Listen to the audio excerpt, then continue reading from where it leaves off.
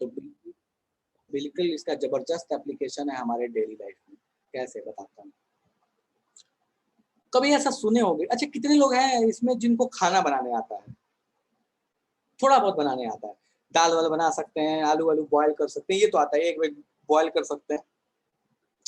अनुष्का, दीक्षा, आर्यन, ठीक है।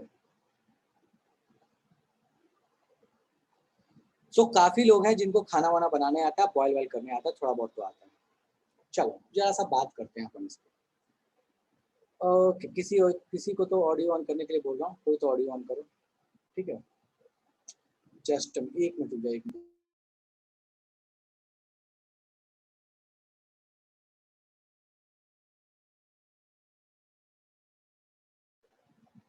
चलो तो ऑडियो ऑन करो इसको फटाफट से। कौन ऑडियो ऑन कर रहा है? दीक्षा ऑडियो ऑन करेगी। दीक्षा ऑडियो ऑन कर दो बेटा। चलो दीक्षा ऑडियो ऑन करो।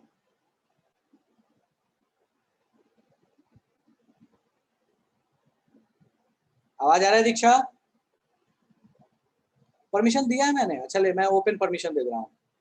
करो ऑडियो ऑन, करो। Yes. अच्छा बेटा जब तू बनाती है, मान ले तू अंडा खाती है? नहीं। अच्छा नहीं खाती है। चल मान ले तूने दाल बनाना है, ठीक है, या तुझे आलू बॉईल करना है। तो जब तू दाल बनाने जाती है तो सिर्फ पानी डाल के उसको बॉईल करना शुरू कर देती है, उसमें कुछ नमक वमक भी कुछ डालती है तब बॉईल करती है? नमक भी डालते हैं, हल्दी सब सब डलता है, इसी तरह थोड़ी बॉईल होगा। अच्छा इसी तरह थोड़ी बात, मतलब नमक हल्दी वल्दी सब कुछ डलता है, ऐसा है ना? हाँ। अच्छा मान ले अगर सिर्फ आलू बॉईल करना हो तो? सिर्फ आलू तो सिर्फ पानी। सिर्फ पानी, नमक नहीं डालते उसमें? नहीं। डाल सकते हैं, नहीं डाल सकते, ऐसा नहीं होता? हाँ डाल सकते बट हम नहीं डालते। अच्छा आप नहीं डालते हैं, ठीक है। चलो लेकिन डाल सकते हैं ना, डाला जाता है ना, बहुत लोग डालते हैं ना। हाँ। ठीक है अंडा चलो। बॉयल करने में हमेशा डाला जाता है। अंडा बॉईल करने में हमेशा डाला जाता है, ठीक है। आर्यन बोल रहा है, अब समझो इस चीज को। देखो होता क्या है, क्यों अंडा बॉईल करने में, क्यों दाल को पकाने में नमक डाला जाता है? देखो क्यों डाला जाता है, इसलिए डाला जाता है क्योंकि जब पानी में हम नमक डालते हैं तो एक सॉल्यूशन बन गया, सॉलिड सॉल्यूट उसमें डाले हैं तो सॉल्यूशन बन गया। और जब सॉल्यूशन बन गया तो पानी का जो बॉइलिंग पॉइंट है वो इंक्रीज कर जाएगा। हमको पता है, हमने जस्ट अभी पढ़ा है कि बॉइलिंग पॉइंट इंक्रीज कर जाएगा जब भी हम सॉलिड सॉल्यूट डालेंगे। तो यही कहता है एलिवेशन बॉइलिंग पॉइंट। अब बॉइलिंग पॉइंट इंक्रीज करेगा तो इसका फायदा क्या होगा कि जो पानी 100 डिग्री पे बॉयल होने लगता था, मतलब पानी का मैक्सिमम टेम्परेचर 100 ही हो सकता था, उससे ज्यादा पे तो क्या हो जाएगा, गैस बन जाएगा, ठीक है। तो वो जो 100 हो सकता था वो 100 नहीं, वो 102 तक क्या रहेगा कि लिक्विड रहेगा, 102 पे वो गैस बनेगा। अब बॉइलिंग पॉइंट बढ़ने का एक फायदा हमको ये मिल गया कि पानी जो 100 पे ना हो बॉयल होकर 102 पे बॉयल होगा, मतलब पानी का मैक्सिमम टेम्परेचर 102 हो सकता है। 102 पे जाने के वो वेपर बनेगा। अब सोचो कि अगर मैक्सिमम टेम्परेचर 102 होगा तो दाल को बॉयल करना, दाल को पकाना भी आसान हो जाएगा क्योंकि दाल को ज्यादा हीट मिल पाएगा क्योंकि टेम्परेचर ज्यादा है। अंडे को ज्यादा हीट मिल पाएगा क्योंकि टेम्परेचर ज्यादा है। आलू आसानी से बॉयल हो पाएगा क्योंकि टेम्परेचर ज्यादा है। किसका टेम्परेचर ज्यादा है? पानी का, क्योंकि पानी में ही उसको बॉयल होना है ना। तो जो पानी का मैक्सिमम 100 हो सकता था, अब मैक्सिमम 102 हो गया है, इसलिए पकाना खाने को आसान हो गया। और ये इसका जीता जागता एप्लीकेशन है एलिवेशन इन बॉइलिंग पॉइंट का, कि आप सॉलिड सॉल्यूट जैसे डालते हो बॉइलिंग पॉइंट इंक्रीज कर जाता है। कितने से इंक्रीज करता है? तो that is equals to KB into m. कितने से, मतलब पहले 100 था बाद में 102 हो गया, तो 2 that is delta TB will be equals to 2। तो 2 equals to KB into M. KB क्या चीज है? जिसको बोलते हैं बॉइलिंग पॉइंट कांस्टेंट, और ये एक सॉल्वेंट की प्रॉपर्टी होती है। पानी का केबी अलग होगा, अल्कोहल का केबी अलग होगा, इन सबका जो केबी होगा वो अलग अलग होगा। तो मैं इसको फटाफट से लास्ट पॉइंट इसका लिखता हूँ और अपन इसके बाद क्वेश्चन को देखेंगे, ठीक है। तो मैं लास्ट पॉइंट इसका लिख देता हूँ। केबी को बोलते क्या है? तो बॉइलिंग पॉइंट कांस्टेंट बोलते हैं। एक और भी इसका नाम है बॉइलिंग पॉइंट कांस्टेंट। इसको इब्लोस्कोपिक कांस्टेंट भी बोलते हैं, बट इब्लोस्कोपिक बहुत कम यूज आने वाला है, तो boiling point constant is okay, ठीक है। और second thing, it is a property, KB is a property of solvent, ठीक है।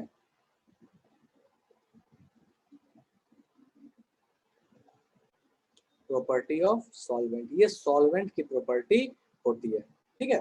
तो इस चीज को आपको ध्यान रखना है। सो ये अपने पास कहानी हो गई regarding KB, regarding elevation in boiling point. फटाफट से इसको छापो और इस पे क्वेश्चन देखेंगे, किसी को समझ में नहीं आया तो पूछ लेना। फटाफट से इसको छापो और किसी को समझ नहीं आया तो पूछ लेना कि भैया ये कैसे हुआ। बोलो निमेश भाई, परमिशन दिया हो ना, इसका गलत फायदा नहीं उठा। गलती से दब गया सर, गलती से। अच्छा ठीक है।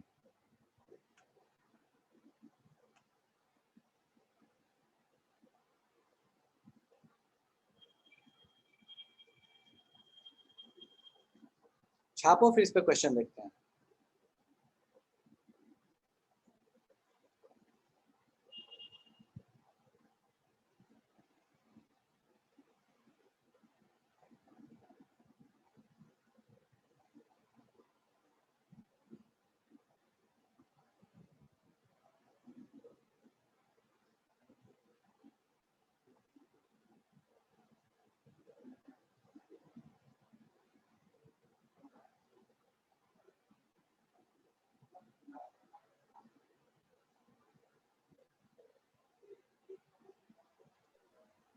सर बोलो।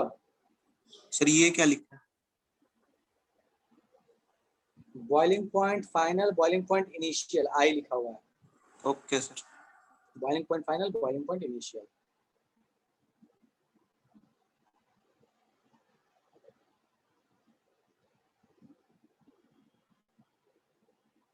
ये इसी फॉर्मूले को लिखा गया है। देखो ये दोनों चीज सेम है, बस यहाँ मास सॉल्वेंट का केजी में है, यहाँ मास सॉल्वेंट ग्राम में लिया, इसे 1000 से मल्टीप्लाई कर दिया ऊपर में।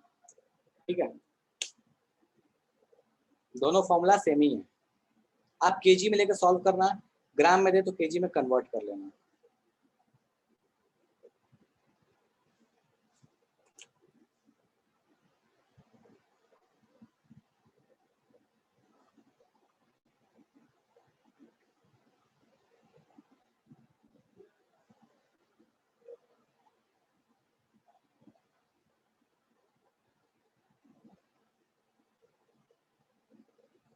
डन है, छाप लिया सबने।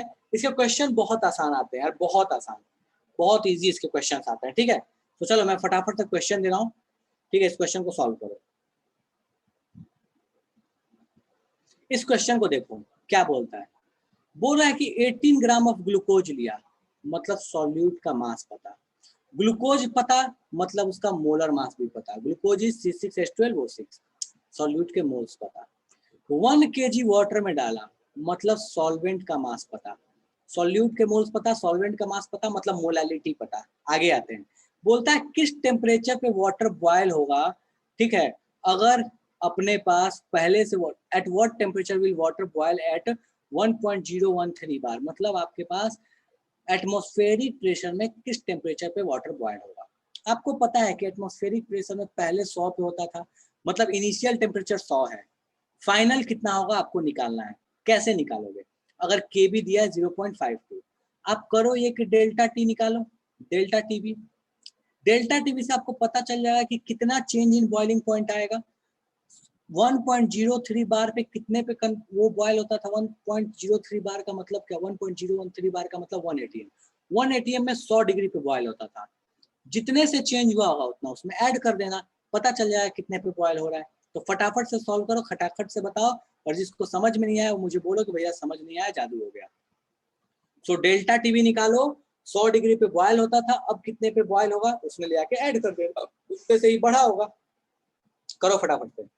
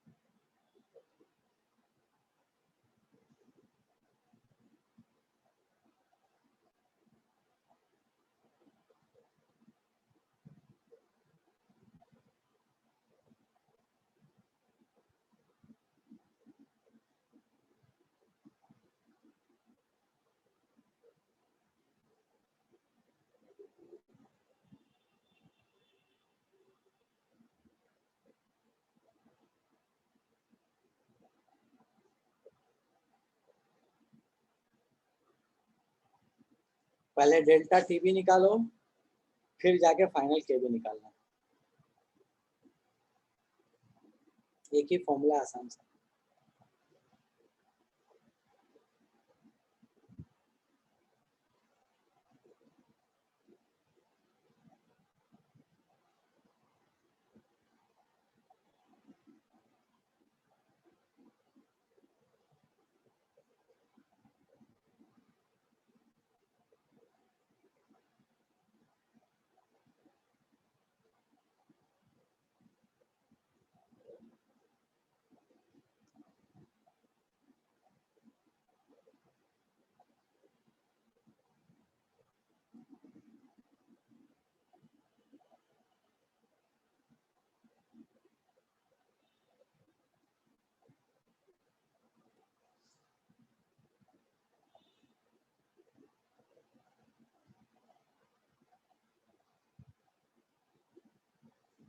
दीक्षा डेल्टा टीवी बताओ पहले, और केल्विन में नहीं, सेल्सियस में चाहिए। अनिमेश डेल्टा टीवी गलत है बेटा, कैसे निकाला यार? कैलकुलेशन फिर से देखो। दिव्यांशु ठीक है, दीक्षा गलत है।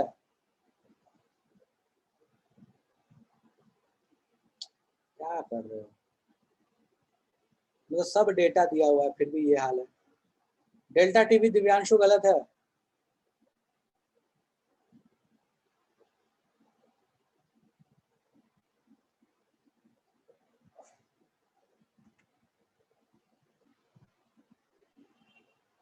ओह सही सही, ठीक है ठीक है ठीक है ठीक है ठीक है ठीक है ठीक है, माय बैड। हाँ ठीक है ठीक है ठीक है ठीक है ठीक है, हाँ सही है सही है।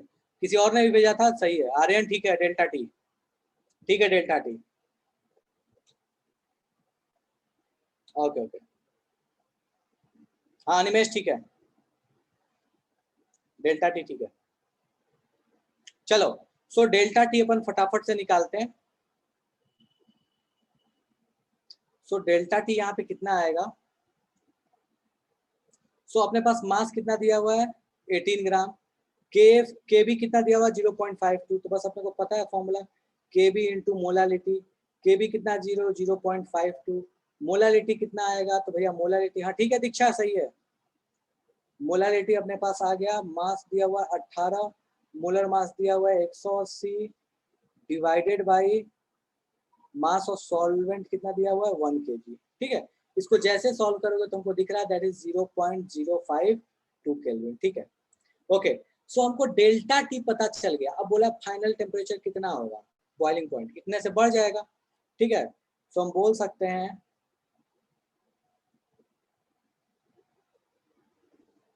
TB final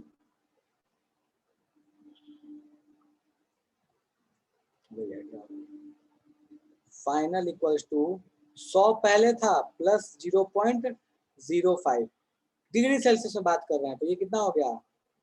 100.05 degree Celsius. Kelvin में कन्वर्ट करना हो तो इसको केल्विन में कन्वर्ट करके 373 इसमें लगा लो। 273 से वो क्या हो जाएगा? 373 हो जाएगा। चलेगा क्या? कोई ऐसा जिसको इसमें तकलीफ है? कोई ऐसा जिसको इसमें तकलीफ है? दिव्यांशु गलत है। कोई ऐसा जिसको इसमें तकलीफ है? डन है, फर्जी सा है, इसमें कुछ भी ऐसा नया नहीं है, कुछ भी भारी भरकम सा चीज नहीं है, बकवास सा ही है। ठीक है, चलो नेक्स्ट पे आते हैं अपन, नेक्स्ट टॉपिक। दिव्यांशु 0.01 नहीं आएगा बाबू, 0.052 आएगा। सॉल्यूशन देखो, गलती की देखो ना, 18 और 180 ये कट गया तो ये कितना आ गया? 1/10। 1/10 0.52 अपन 1 मल्टीप्लाइड बाई 1/10, तो 10 यहाँ पे लेके चलेगा तो ये आ गया। अच्छा ओके, ठीक है ठीक है ठीक है ठीक है, okay okay okay okay. Divyanshu molality बता रहे थे, ठीक है, मेरे को लगा वो डेल्टा टीवी बता रहे बेटा। तो ये अपने पास कहानी हो गई कि भैया किस तरीके से हम बॉइलिंग पॉइंट के क्वेश्चन को, एलिवेशन बॉइलिंग पॉइंट के क्वेश्चन को सॉल्व करेंगे। फॉर्मूला ध्यान रखना, मोस्ट इंपॉर्टेंट। नेक्स्ट है depression in freezing point. Celsius में और केल्विन में कब? देखो अनिमेश दोनों में यूज कर सकते हो, कोई मना नहीं है, पर हाँ एक बात हमेशा ध्यान रखो, केल्विन जो होता है वो स्टैंडर्ड यूनिट होता है। सो अगर आप केल्विन लिखोगे तो उसमें कभी दिक्कत नहीं आएगा, लेकिन ऑप्शंस पे भी तो डिपेंड करता है ना कि ऑप्शन क्या दिया हुआ है। सेल्सियस में दिया तब क्या करोगे, ठीक है। तो केल्विन सेल्सियस दोनों यूज कर सकते हो। बाकी अगर सब्जेक्टिव दे रहे हो तो दोनों लिख दो, केल्विन भी लिख दो, सेल्सियस भी लिख दो, मास्टर खुश हो जाएगा। और क्या। चलो, फ्रीजिंग पॉइंट क्या होता है?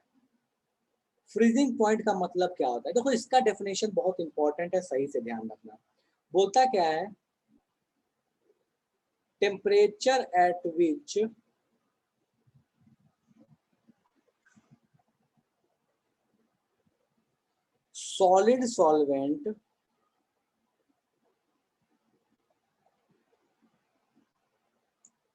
solid solvent is in dynamic equilibrium, सीधे इसको ध्यान रखना है, dynamic equilibrium with liquid solvent. वो टेम्परेचर, जिस टेम्परेचर पे सॉलिड सॉल्वेंट जो होता है वो लिक्विड सॉल्वेंट के साथ डायनेमिक इक्विलिब्रियम में हो, तो हम कहते हैं कि भैया वो फ्रीजिंग पॉइंट है। वो जो टेम्परेचर है वो temperature that is freezing point. चलेगा, ठीक है।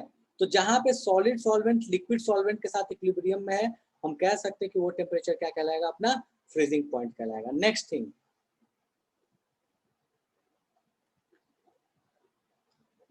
देखो जहां पे भी डायनेमिक इक्विलिब्रियम होगा वहां पे हमको ये ध्यान रखना होगा कि वेपर प्रेशर ऑफ सॉलिड और वेपर प्रेशर ऑफ लिक्विड जो होगा वो बराबर होगा। So at freezing point vapour pressure of solid ये बराबर होता है वेपर प्रेशर ऑफ लिक्विड से। ये दोनों क्या होते हैं? बराबर होते हैं। सॉलिड और लिक्विड का वेपर प्रेशर क्या होता है? सेम होता है, ठीक है। अब अपन आगे आते हैं और आगे की कहानी देखते हैं कि भैया इसमें न्यूमेरिकली क्या चीज बनती है। सो हम कहते क्या है कि डेल्टा टीएफ जो होगा वो डायरेक्टली प्रोपोर्शनल होगा एम से। अब पहला सवाल तो ये आता है कि भैया बॉइलिंग पॉइंट तो बढ़ा था, फ्रीजिंग पॉइंट भी क्या बढ़ जाता है? नहीं, फ्रीजिंग पॉइंट घटता है, बॉइलिंग पॉइंट बढ़ता है सॉलिड सॉल्यूट की वजह से। ये ध्यान रखना कि फ्रीजिंग पॉइंट और कम हो जाएगा। मतलब समझो इस चीज को, एग्जाम्पल ध्यान रखो, नमक डाला हुआ पानी 0 डिग्री से कम पे सॉलिड होगा मतलब फ्रीज होगा, और 100 डिग्री से ज्यादा पे बॉयल होगा। मतलब फ्रीजिंग पॉइंट घटता है, बॉइलिंग पॉइंट बढ़ता है। तो इस चीज को ध्यान रखना कि ये क्या चलता है? इनवर्स चलता है। अगर आपने सॉल्यूशन बनाया तो फ्रीजिंग पॉइंट नीचे चला जाएगा, बॉइलिंग पॉइंट ऊपर चला जाएगा, ठीक है। चलो, सो बोलता क्या है कि delta Tf is directly proportional to molality solid and liquid substance and same vapour pressure. हाँ, कैसे? देखो, सॉलिड सॉल्वेंट जैसे पानी, मान लो नमक डाला तुमने, तो आइस का वेपर प्रेशर और उसमें जो लिक्विड है उसका वेपर प्रेशर दोनों जब बराबर होगा तो हम बोलेंगे कि वो अपने पास क्या आ गया है? फ्रीजिंग पॉइंट आ गया है, ठीक है। चलो, so delta Tf is directly proportional to m. पुरानी ही कहानी, प्रोपोर्शनलिटी को हटाओ तो डेल्टा टीएफ, जब डेल्टा टीएफ रखोगे प्रोपोर्शनलिटी हटेगा तो यहाँ एक कांस्टेंट आएगा दैट इज केएफ। तो केएफ इनटू एम। अब बस अपनी कहानी जैसी पुरानी थी वैसी हो गई। बाकी तो इसका एक कहानी हमको पता है। डेल्टा टीएफ क्या है? सो डेल्टा टीएफ मैं यहाँ लिख रहा हूँ, delta Tf is decrease in freezing point, decrease in freezing point. अब कोई ये बोल सकता है कि ये फाइनल माइनस इनिशियल या इनिशियल माइनस फाइनल होगा। तो बाबू ये इनिशियल माइनस फाइनल होगा। क्यों? क्योंकि इनिशियल ज्यादा है, फाइनल कम है, और यहाँ मैग्नीट्यूड की बात करते हैं। तो डिक्रीज इन फ्रीजिंग पॉइंट, और बगल में लिख दे रहा हूँ मैग्नीट्यूड। तो माइनस प्लस को लेकर रोना मत मचाना कि ये नीचे गया तो ये माइनस हो जाएगा, नहीं, ठीक है। सो ये मैग्नीट्यूड की बात की जाती है। अब एग्जाम्पल के तौर पे मान लो पहले वाटर जो था वो 0 डिग्री पे ये फ्रीज होता था, अब मान लो कि वो -2 पे होने लगा, तो जो डेल्टा टी होगा दैट विल बी 2, ना कि -2, ठीक है। सो ये अपने पास कहानी हो गई रिगार्डिंग फ्रीजिंग। अब इस फॉर्मूले को तुम चाहो तो आगे भी ले आके लिख सकते हो, और यहाँ पे इन सब चीजों के बारे में थोड़ा सा जानकारी ले लेते हैं। डेल्टा टीएफ को कहते क्या है? Freezing point constant. So it is known as freezing point constant,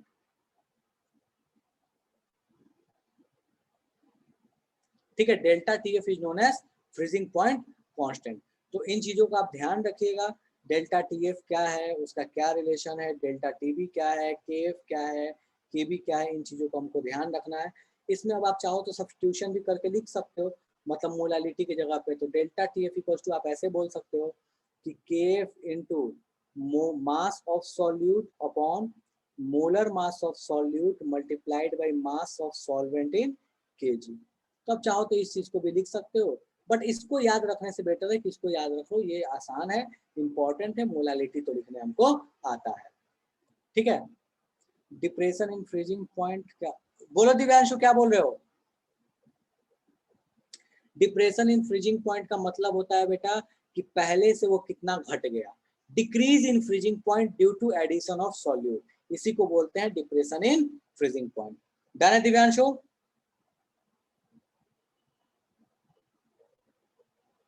ठीक है, सो ये आपके पास कहानी हो गई कि फ्रीजिंग पॉइंट क्या होता है, उसका डिप्रेशन क्या होता है। ठीक है, चलो सो फटाफट से इसके देखते हैं क्वेश्चंस कैसे बनते हैं। इसमें थियरी बहुत नाम मात्र का आता है, इसके क्वेश्चंस आते हैं, न्यूमेरिकल पार्ट है ये। ठीक है, चलो सो इस क्वेश्चन को फटाक से सॉल्व करो। ध्यान दो इस क्वेश्चन में क्या दिया है, 45 ग्राम ऑफ इथिलीन ग्लाइकोल, मतलब इसका मास पता तो मोल्स पता, 600 ग्राम वाटर, मतलब हमको सॉल्वेंट का मास पता तो मोलालिटी पता। Calculate the freezing point depression, delta T F पहले आपको बताना है, उसके बाद फ्रीजिंग पॉइंट ऑफ सॉल्यूशन। कैसे बताओगे फ्रीजिंग पॉइंट ऑफ सॉल्यूशन? पहले डेल्टा टी एफ बताओगे, पुरानी वाली कहानी, डेल्टा टी एफ कितना से घटा, और फ्रीजिंग पॉइंट वैसे होता क्या है एक्वस सॉल्यूशन का, 0 डिग्री। एक्वस पानी का फ्रीजिंग पॉइंट कितना होता है, 0। 0 से जितना से वो घटा है उतना उसमें कम कर देना, काम खत्म। तो फटाफट से सॉल्व करो, और कोई नहीं समझ में आया तो पूछो कि क्या हुआ, मैसेज करके हैंड रेज करके पूछो, जिसको समझ में आ गया सॉल्व करो फटाफट से।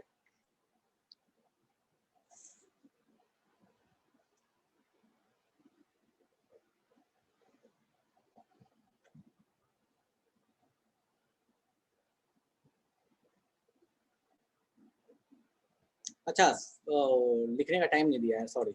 लिखो लिखो, कोई दिक्कत नहीं, लिखो लिखो, आराम से लिखो, कोई जल्दी नहीं है।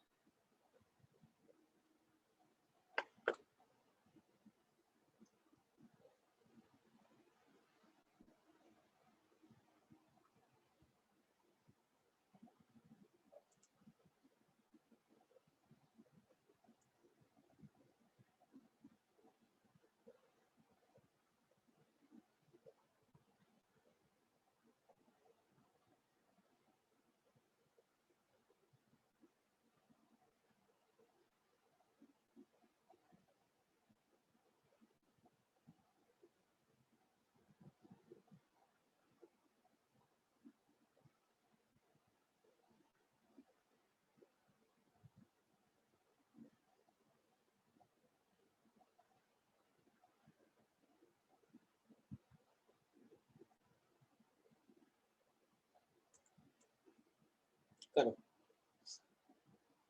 ठीक है, लिख लिया ना, करो सॉल्व।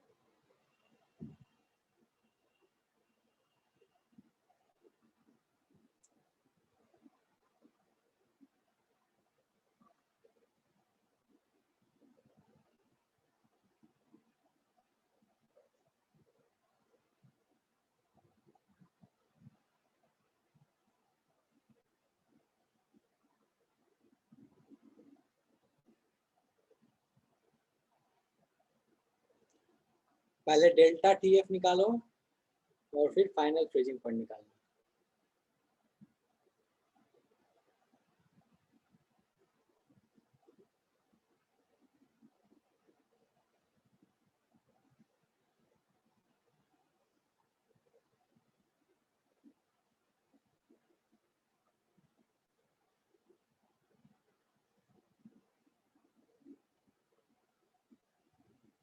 अच्छा, केफ की वैल्यू नहीं दी है। केफ इज 1.86, वाटर का केफ होता है 1.86, 1.8286 दोनों लिखते हैं, 1.86 लेकर सॉल्व कर लो।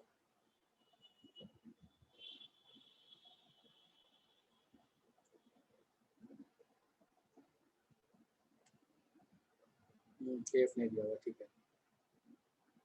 बाकी जनता दिमाग ही नहीं मार रहे, छोड़ो आता।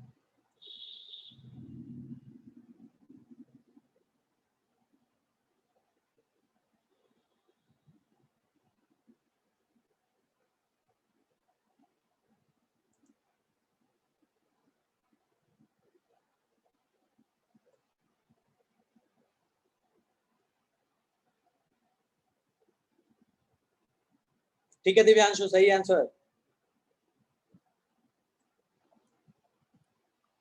एक सही आंसर आया भाई अभी तक। दीक्षा सही है, आर्यन सही है। चलो, तो बहुत सारे लोगों ने सॉल्व कर लिया, इसको मैं यहाँ लिख देता हूँ और किसी को तकलीफ नहीं है, ठीक है। डेल्टा TF इक्वल टू हो गया Kf that is 1.86 multiplied by molality. Molality देखो भाई 45 ग्राम, मोलर मास इसका कितना, मोलर मास कितना आ रहा है जल्दी बताओ तो, मोलर मास कितना आया है इसका?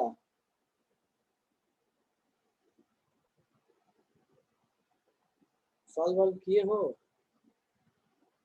62 डिवाइडेड बाई मास कितना दिया हुआ है अपने को सॉल्वेंट का, 600 ग्राम डिवाइड बाई 1000, क्योंकि हमको केजी में चाहिए। बस इस नंबर को सॉल्व कर लो। तो इस नंबर को सॉल्व करोगे तो ये आ जाएगा 2.2। अच्छा, मोलालिटी आ रहा है 0.6, ठीक है। सो दिव्यांशु इज सेइंग कि ये जो नंबर है ये आ रहा है 0.6, ऐसा कुछ क्या?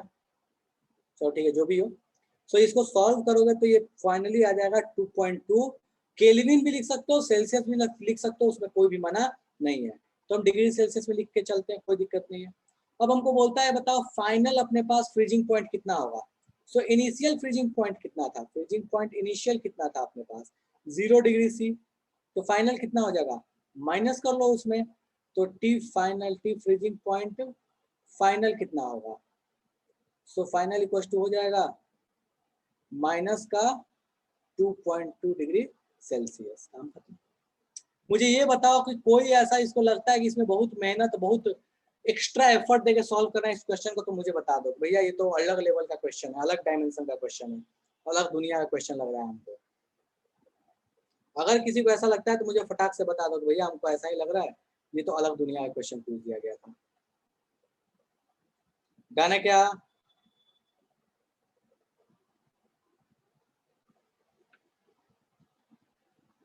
ठीक है, चलो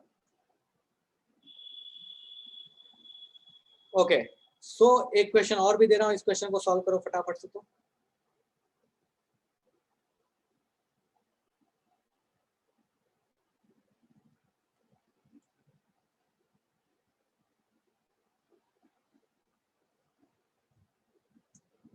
सॉल्व करो इस क्वेश्चन को, जेई 2015 का पूछा हुआ क्वेश्चन है ये, सॉल्व कीजिए फटाफट से इसको।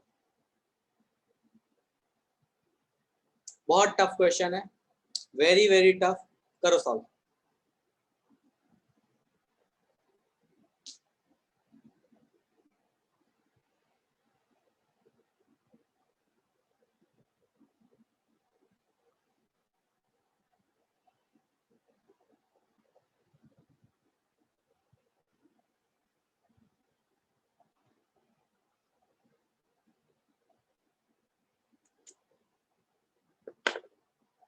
दोनों पढ़ चुके हो, बॉइलिंग पॉइंट फ्रीजिंग पॉइंट दोनों पढ़ चुके हो।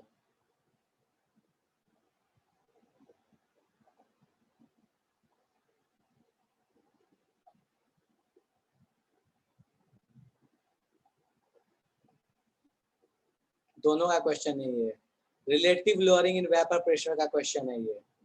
RLVP लगाओ, फटाक से सॉल्व करो। RLVP का क्वेश्चन है ये, सीधे वैल्यूज पुट करनी है, आंसर आ जाएगा, फॉर्मूला लगाना है खाली। सॉल्यूशन के क्वेश्चंस ऐसे ही आते हैं।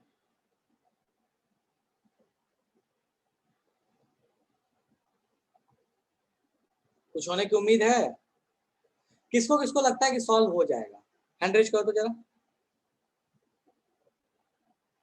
दिव्यांशु, दीक्षा, आर्यन, अनुष्का। RLVP लगाना है। देखो कैसे RLVP लगाना है, आराम से घर पे लगाना है।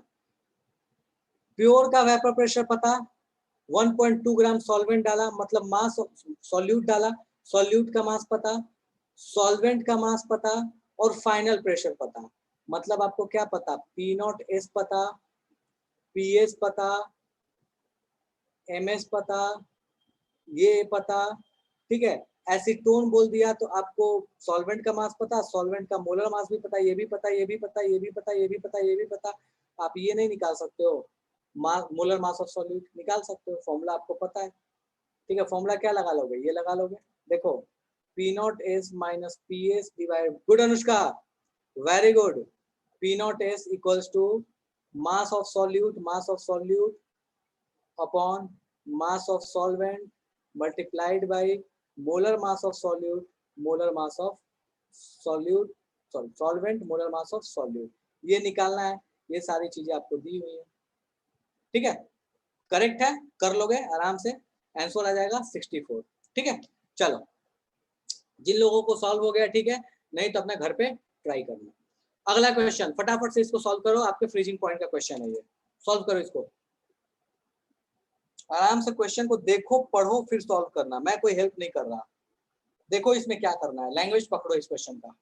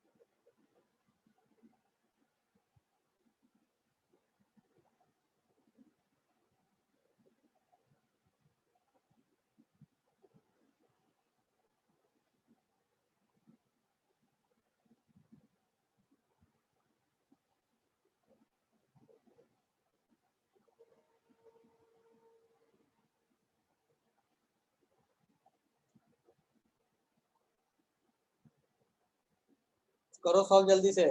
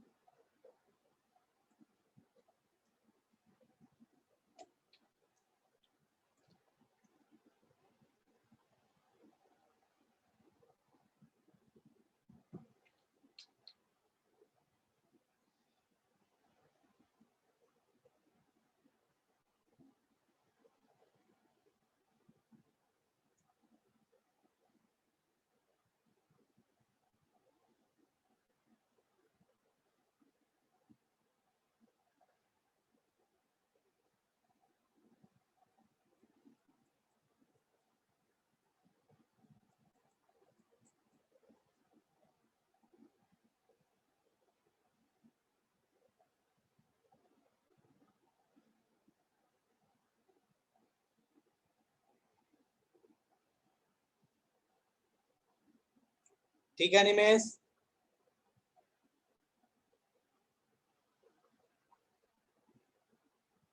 देखो क्या क्या क्वेश्चन में दिया गया, ध्यान दो। 1 gram of non electrolyte solute, मतलब मास ऑफ तुमको सॉल्यूट पता है। बेंजीन में डिसॉल्व किया गया, बेंजीन का मास पता है, मोलर मास भी पता होगा, जरूरत नहीं पड़ने वाला है वैसे। फ्रीजिंग बोलता क्या है कि lower the freezing point of benzene by इतना, मतलब तुमको डेल्टा टीएफ पता है, समझो यहाँ पे delta Tf equals to Kf into m. ठीक है, अब तुम समझो यहाँ पे एम को भी मैं हटा के लिख देता हूँ, यहाँ पे मैं लिख देता हूँ मास of solute upon molar mass of solute multiplied by mass of solvent. ठीक है, इन केजी, हमको पता है ये केजी में लिखना होगा, केजी में। ठीक है, देखो समझो 1 ग्राम ये पता, 50 ग्राम बेंजीन ये पता, केजी में कन्वर्ट कर लोगे। 0.4 से कम किया, डेल्टा टीएफ पता। बोलता है डिप्रेशन इन फ्रीजिंग पॉइंट का जो कांस्टेंट है वो है 5.12, तो अपने को ये पता, ये सारा चीज पता। मोलर मास ऑफ सॉल्यूट पूछा है, तो मोलर मास ऑफ सॉल्यूट नहीं बता सकते हो, बता सकते हो ना? ठीक है अनुष्का, ठीक है आर्यन, ठीक है, चलो। सो ये फटाफट से सारी वैल्यू हम पुट करते हैं। तो ये हो गया 0.4 इक्वल्स टू केएफ कितना दिया हुआ है 5.12 multiplied by mass of solute कितना दिया है, that is 1 gram divided by molar mass of solute कितना होगा, तो अपने को मोलर मास ऑफ सॉल्यूट नहीं पता, तो मोलर मास ऑफ सॉल्यूट लिख लिया, multiplied by mass of solvent कितना होगा, तो 50/1000। डन है? तो ये जैसे कर लिया, अब अपने को क्या करना है भैया, ये निकालना है। ये जैसे निकालोगे तो ये अप्रोक्सीमेटली आ जाएगा molar mass of solute that is 256। ठीक है, मोलर मास है, यूनिट क्या होता है ग्राम पर मोल, कोई दिक्कत नहीं है। कोई ऐसा जिसको इसमें रोना गाना मचाना है तो बता दो भाई कि हमको रोना गाना मचाना है, हमको समझ में नहीं आया है। कोई ऐसा जो इसमें रोना गाना मचाना चाहता है? नहीं है? बढ़े आगे।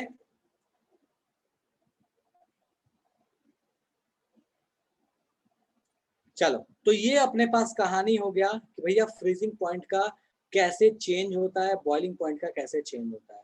अब अपन आते हैं लास्ट टॉपिक की तरफ, दैट इज कोलिगेटिव प्रॉपर्टी का last, that is osmotic pressure and osmosis. पहली चीज तो है कि ऑस्मोसिस क्या होता है। ऑस्मोसिस का मतलब क्या है? तो देखो ऑस्मोसिस को डिफाइन किया गया है कि फ्लो ऑफ सॉल्वेंट, सॉल्वेंट का फ्लो होना, इसी प्रोसेस को बोलते हैं ऑस्मोसिस। कहाँ से फ्लो होना?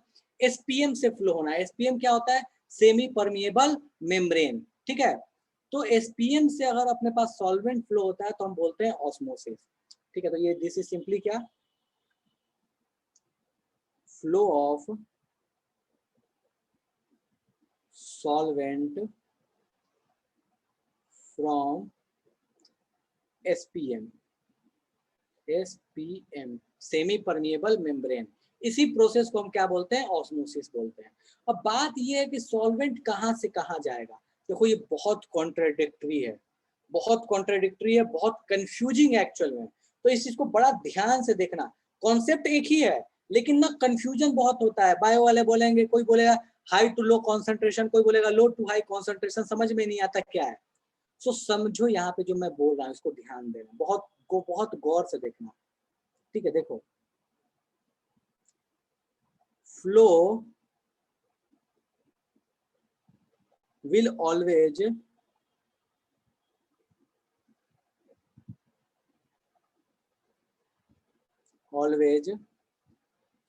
from, ध्यान दो, from low concentration solution। अब ये लो कॉन्सेंट्रेशन सॉल्यूशन का मतलब क्या हुआ? देखो कॉन्सेंट्रेशन किसका कम होना चाहिए?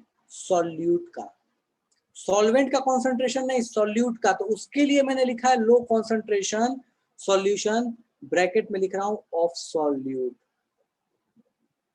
अगर यही सॉल्वेंट के लिए कॉन्सेंट्रेशन लिखता तो हाई लिखता मैं। ठीक है, तो of solute, solute to high concentration solution, और ये भी किसका? सॉल्यूट का, ऑफ सॉल्यूट। ठीक है। तो सॉल्यूट का कॉन्सेंट्रेशन जहां कम होगा उससे सॉल्वेंट निकल के किसके तरफ जाएगा, तो वो चला जाएगा वहां पे जहां पे सॉल्यूट का कॉन्सेंट्रेशन ज्यादा हो। फ्लो करेगा सॉल्वेंट, कॉन्सेंट्रेशन देखेंगे सॉल्यूट का। ये बड़ा कंडीशन, और यही कहानी हमेशा होती है। अगर आपके पास बस फर्क इतना है कि जहां पे हाई टू लो लिखा जाएगा वहां ये कॉन्सेंट्रेशन सॉल्यूट का नहीं सॉल्वेंट का हो जाएगा, बाकी कहानी यही रहेगी। एक एग्जाम्पल के तौर पे आप मुझे बस बता देना कि बताओ यहाँ पे फ्लो जो होगा वो किधर से किधर होना चाहिए। ठीक है, एग्जाम्पल बस मैं आपको दे रहा हूँ, आप मुझे बता देना कि यहाँ एसपीएम लगा हुआ बीच में, ये एसपीएम है।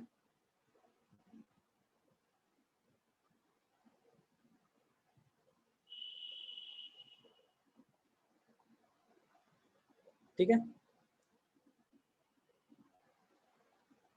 एसपीएम बोलता क्या है, इसमें ध्यान दो, ये दो सॉल्यूशन है ए और B, A B.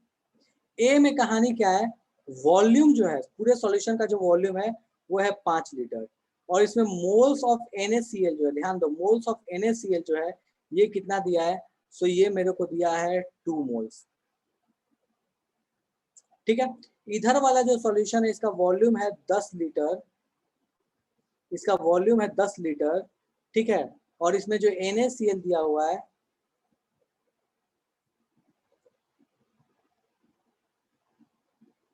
Moles of NaCl जो दिया हुआ है वो मेरे को दिया है 5 मोल।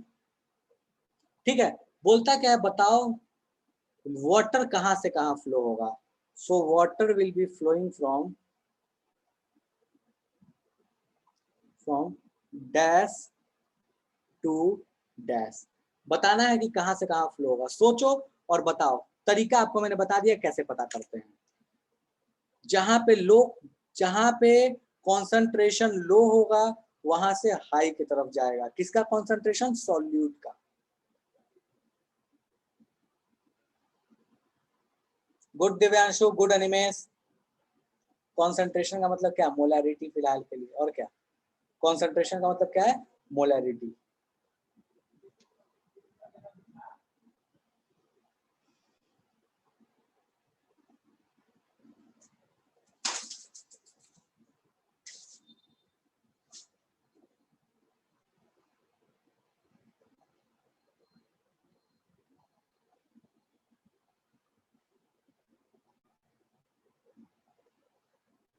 चलो, सो दोनों में कॉन्सेंट्रेशन निकालते हैं।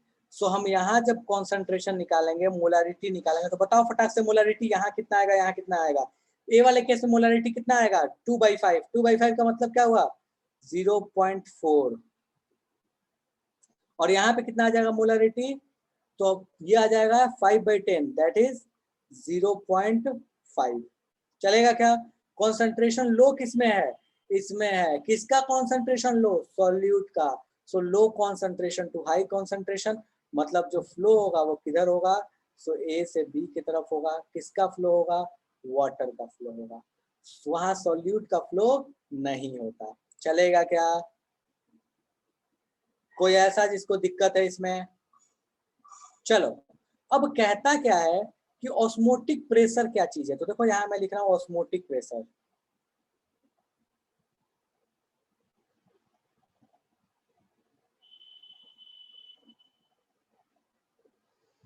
ऑस्मोटिक प्रेशर का मतलब समझो, बोलता है कि वो प्रेशर जिसको तुम लगा के ऑस्मोसिस रोक सकते हो। तुम जिस प्रेशर को लगा दो और ऑस्मोसिस रुक जाए उसको बोलेंगे ऑस्मोटिक प्रेशर। कैसे, देखो इसमें हम क्या करेंगे, हमको पता है ना कि ये इधर से इधर जाने वाला है। हमने क्या किया कि इस जगह एक पिस्टन लगा दिया। ध्यान से देखो, ये बड़ा गजब का चीज है, ध्यान से देखो। मैं बोल रहा हूँ कि मैंने यहाँ पे एक पिस्टन लगा दिया, ठीक है, मैं यहाँ पे एक पिस्टन लगा दिया। पिस्टन लगाने का फायदा क्या होगा, अब इसमें क्या है, कोई चीज आके ऐड तो नहीं हो सकती है, क्योंकि इसका अगर ऐड होगा तो वॉल्यूम बढ़ता। मैंने पिस्टन लगा दिया, मतलब ये प्रोसेस बंद हो गया।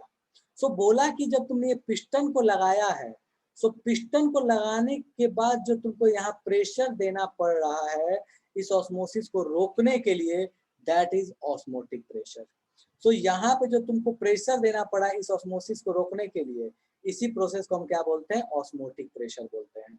तो सीधा मतलब क्या हुआ, मैं यहाँ लिख रहा हूँ, सीधा मतलब यही हुआ कि pressure required to stop osmosis, pressure required to stop osmosis, simple.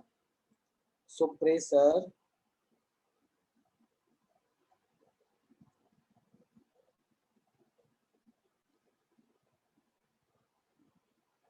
required to stop osmosis, osmosis को रोकने के लिए जो प्रेशर लगाना पड़ता है that is known as osmotic pressure. फटाफट छापो, फिर इसके न्यूमेरिकल पार्ट पे आते हैं, इसका न्यूमेरिकल पार्ट कैसा है, ठीक है। इसको फटाफट छापो, ये एक एग्जांपल था, छाप लेना, फिर ऑस्मोटिक प्रेशर लिख लेना और फिर इसके न्यूमेरिकल पे आते हैं, छापो जल्दी से।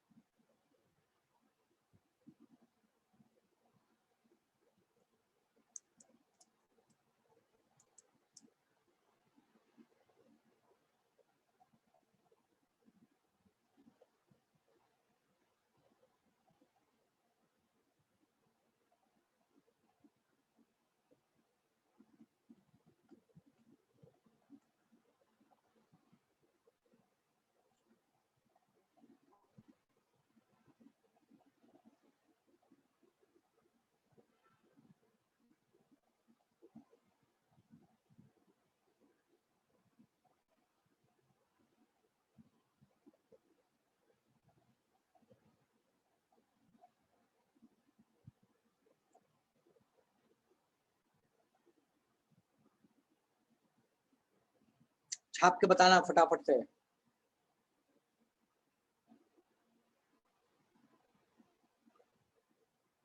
छाप लिए सबने?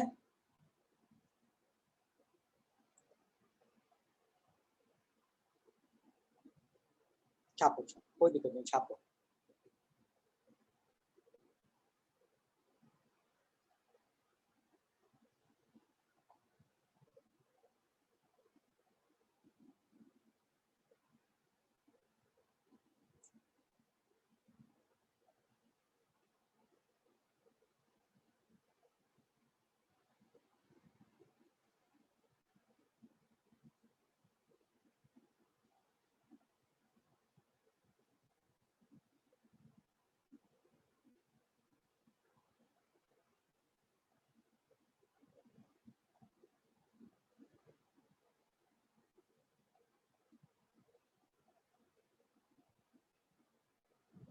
चलो थोड़ा नीचे लिखता हूं मैं।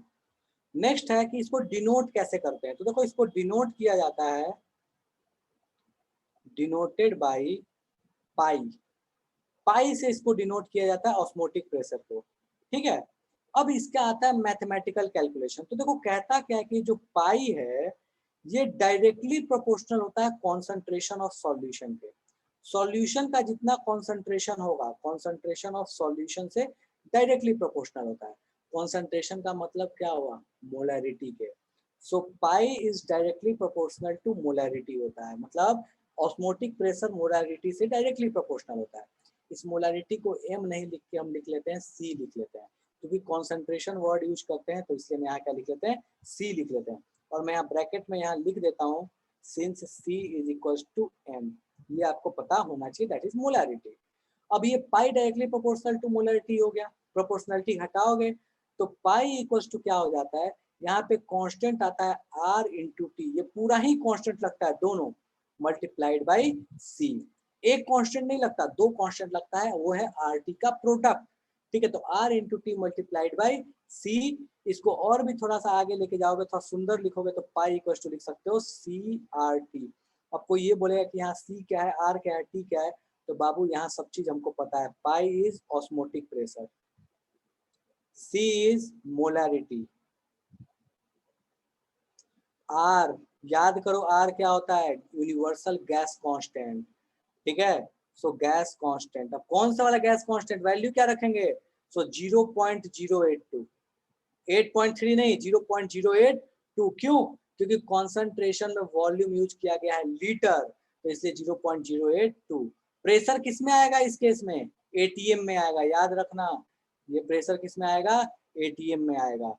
ये कितना हो गया? 0.082। ठीक है। टेम्परेचर किस में यूज करोगे? केल्विन। तो ये है टेम्परेचर और ये किस में रहेगा? केल्विन में रहेगा। सो ये आपके पास कहानी होगी, फॉर्मूला हो गया ऑस्मोटिक प्रेशर का। बिल्कुल रट्टा मार लेना है, पाई इक्वल्स टू CRT। एकदम याद हो जाना चाहिए पाई इक्वल्स टू CRT। लेकिन कभी गलती से नहीं याद आया तो क्या करें? सो देखो, एक चीज याद होता है हमेशा, मैं वो रिलेट करके बता रहा हूँ, उससे इसका कोई लेना देना नहीं है, लेकिन रिलेट करके बता रहा हूँ। बचपन में PV इक्वल्स टू NRT पढ़े थे ना? पढ़े थे। मैं इस V को उठा के यहाँ ले आकर डिवाइड कर देता हूँ।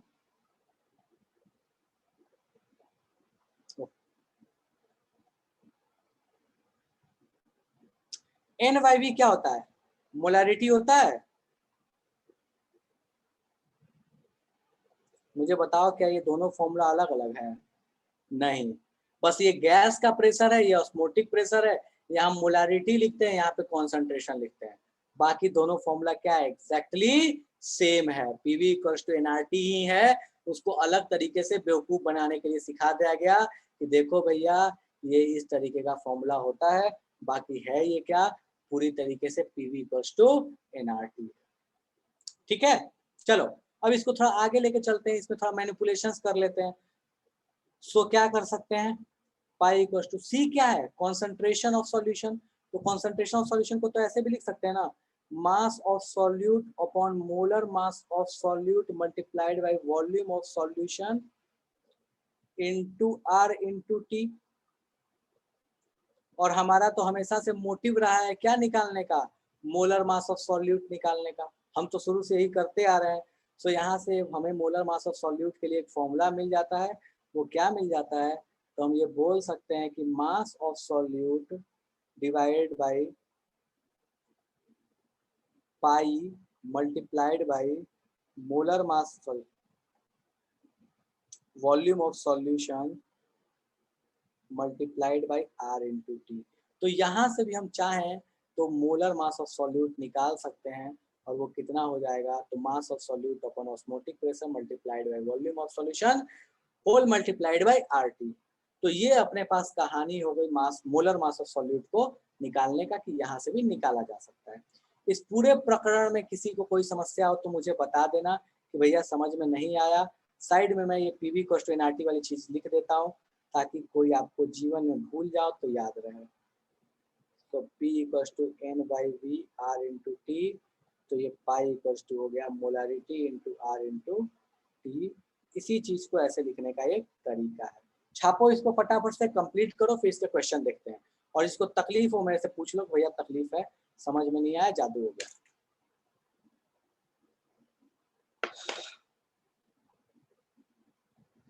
फटाफट से देखो, छापो, और फिर जिसको तकलीफ है वो पूछो।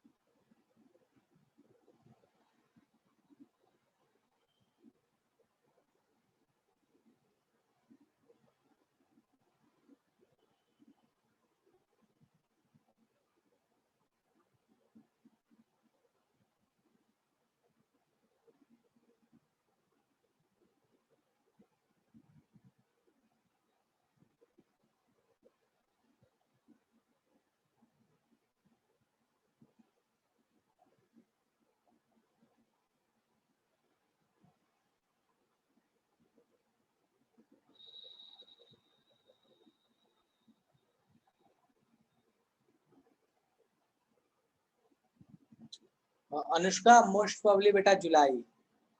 मोस्ट प्रोबेबली मतलब जैसा लग रहा है, बशर्ते कि कुछ बड़ा फिर से ना हो जाए। उम्मीद है कि शायद जुलाई मतलब मिड या एंड तक चीजें नॉर्मल हो जाएंगी, ऐसा उम्मीद है, कोई श्योरिटी नहीं है। मतलब कोई थर्ड वेव टाइप की चीज अगर नहीं होती है तो और ऐसा कहते हैं कि किसी भी पेंडेमिक का जो थर्ड वेव होता है वो काफी वीक होता है in comparison to first and second wave. ठीक है, तो ऐसा उम्मीद कर सकते हैं कि थर्ड वेव का ऐसा असर अगर नहीं रहा तो कोई दिक्कत नहीं होना चाहिए।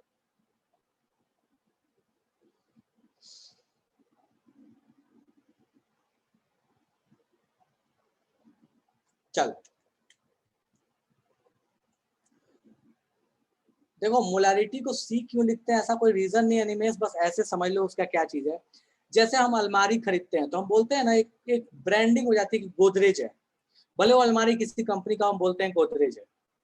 ठीक है, तो वही कहानी यहाँ पे है कि कॉन्सेंट्रेशन सारे होते हैं, लेकिन जब सिर्फ कॉन्सेंट्रेशन बोला जाता है तो दिमाग में आता है दैट इज मोलारिटी। तो एक चलता है ट्रेंड है कि कॉन्सेंट्रेशन मीन्स मोलारिटी होता है, अगर कुछ मेंशन नहीं है तो।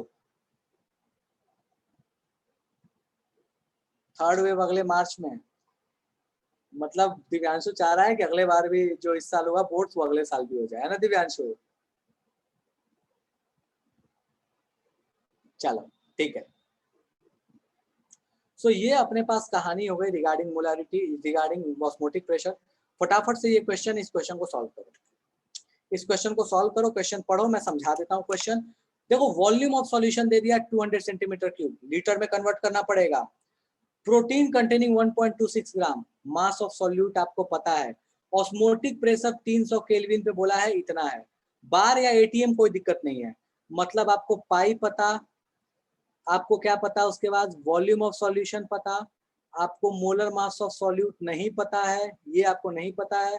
मास ऑफ सॉल्यूट आपको पता है, आर आप जानते हो, टी आपको दिया हुआ है, ये पता, ये पता, ये पता, ये पता, ये पता, ये निकालना है। निकालो फटाफट से, निकालो। And this is the last question of today's class. इसी के साथ अपन आज की सभा को यही विराम लगाएंगे।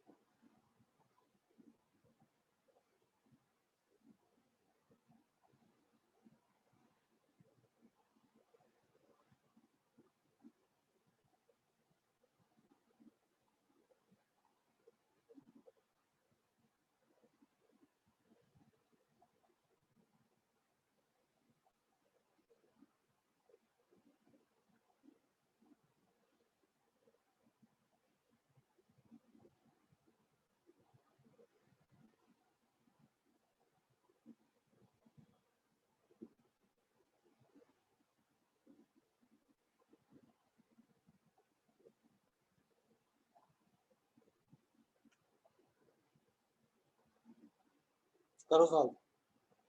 कैलकुलेशन तगड़ा हो सकता है, ये मैं मानता हूँ। कैलकुलेशन इसका टफ होगा क्योंकि कॉन्सेप्ट तो इसका इजी है, तो कैलकुलेशन टफ पड़ सकता है।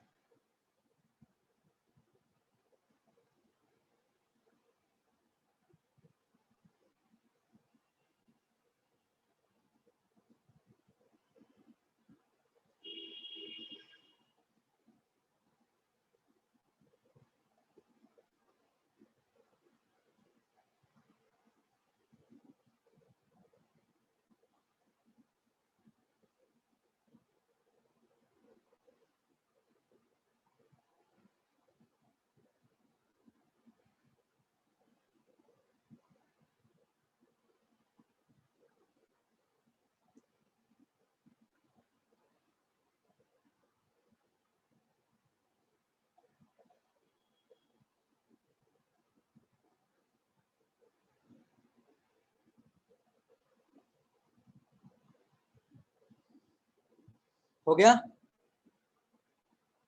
किसी का नहीं हुआ अभी तक? बहुत लंबा कैलकुलेशन है, कर। ऐसा तो नहीं है ना कि सॉल्व नहीं होगा, टफ है। अपने नेक्स्ट क्लास में पढ़ेंगे वेंटो फैक्टर, एबनॉर्मल मास। ठीक है अनुष्का, बट एक थोड़ा एरर किया हो बेटा। तो इसको सॉल्व करो, करो करो करो, सॉल्व करो, कोई दिक्कत नहीं, करो करो, 1-2 मिनट वेट करता हूँ मैं, करो।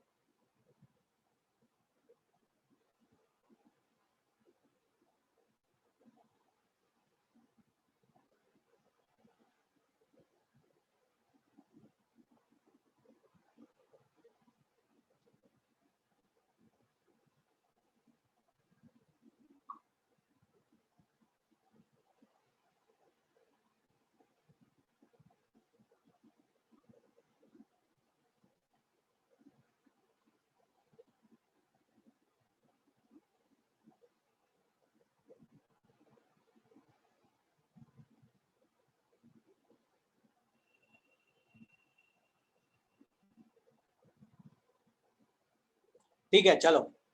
सो अप्रोक्सीमेटली जब इसको सॉल्व करोगे अप्रोक्सीमेटली, तो यहाँ जो मोलर मास आएगा सॉल्यूट का वो लगभग आ जाएगा 61022, मतलब इसके लगभग लगभग आ जाएगा 22 बोल लो, 61022 के लगभग लगभग। ठीक है, ठीक है, 6102223 ऐसे बोल लो, इसके लगभग में आ जाएगा।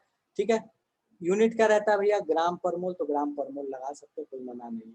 किसी को ऐसा लगता है जो ये सॉल्व नहीं होगा? बिल्कुल 61,000, ओके, सही आ रहे हैं, कोई दिक्कत नहीं है। कोई ऐसा जिसको लगता है कि गड़बड़ है, सॉल्व नहीं होगा? डन है।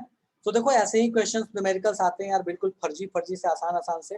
किसी का छूट गया क्वेश्चन, छूट गया, कुछ छूट गया तो मैं स्लाइड डाल दूंगा, वहां से देख लेना। और बाकी ठीक है, यहाँ तक आपका न्यूमेरिकल पार्ट खत्म होता है लगभग लगभग। थोड़ा सा न्यूमेरिकल और बचा है, वेंट ऑफ फैक्टर वाला, अगले क्लास में देख लेंगे, और उसके साथ ये चैप्टर समाप्त है। अगले क्लास में वेंट ऑफ फैक्टर के बाद अगर टाइम बचा तो काइनेटिक्स स्टार्ट करेंगे। लास्ट टॉपिक है, थोड़ा रीडिंग डाल के आना, पढ़ के आना। ठीक है, चलिए ठीक है। टेस्ट में किस लेवल के क्वेश्चन? आर्यन टेस्ट में मतलब एवरेज क्वेश्चन ही रहेंगे, ऑब्जेक्टिव रहेंगे लेकिन एवरेज क्वेश्चन रहेंगे, बहुत लो भी नहीं बहुत हाई भी नहीं, average question, NEET kind of level बोल लो, नीट एंड बोर्ड्स। ठीक है, और सॉलिड स्टेट में कोई ऐसा तगड़ा क्वेश्चन नहीं होता यार, बाकी एडवांस में तगड़े क्वेश्चन आते हैं। न्यूमेरिकल थियरी मिक्स्ड रहेगा, मतलब जैसे रहेगा ऑब्जेक्टिव ही, लेकिन थियरी न्यूमेरिकल दोनों मिला के रहेगा।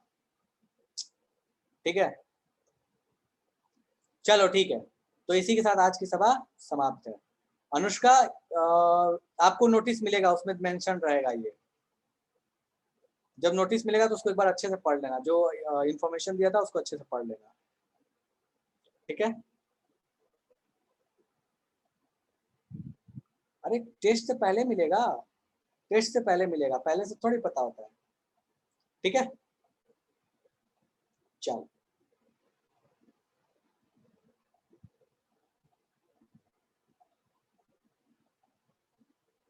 ठीक है, तो जिसके डाउट है डाउट पूछ लो, बाकी जनता जा सकती है। किसी को डाउट है, कोई चीज पूछना है, पूछ सकते हो, बाकी जनता जा सकती है।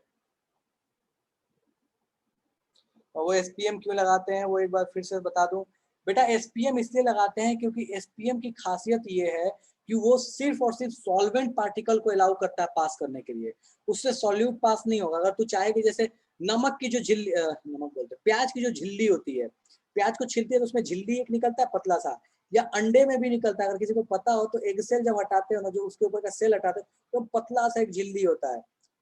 सो वो जो झिल्ली है ना, दैट इज एसपीएम। तो होता क्या है कि तू अगर उससे वाटर पास कराएगी तो धीरे धीरे वाटर पास जरूर हो जाएगा, लेकिन उससे अगर तू नमक का सॉल्यूशन बना के पास कराएगी तो नमक को पास नहीं होने देगा, लेकिन वाटर पास हो जाएगा। सो एसपीएम की खासियत यही है कि वो सॉल्वेंट को अलाउ करता है पास होने के लिए, सॉल्यूट को अलाउ नहीं करता पास होने के लिए। एलिवेशन बॉइलिंग पॉइंट इब्लोस्कोपिक कांस्टेंट क्या है? अरे केबी को इब्लोस्कोपिक कांस्टेंट बोलते हैं। केबी का दूसरा नाम है इब्लोस्कोपिक, और केएफ का दूसरा नाम है क्रायोस्कोपिक कांस्टेंट। ठीक है दिव्यांशु, दोनों का नाम है, बस गंदे गंदे से नेम है। ठीक है, और कोई कष्ट किसी को?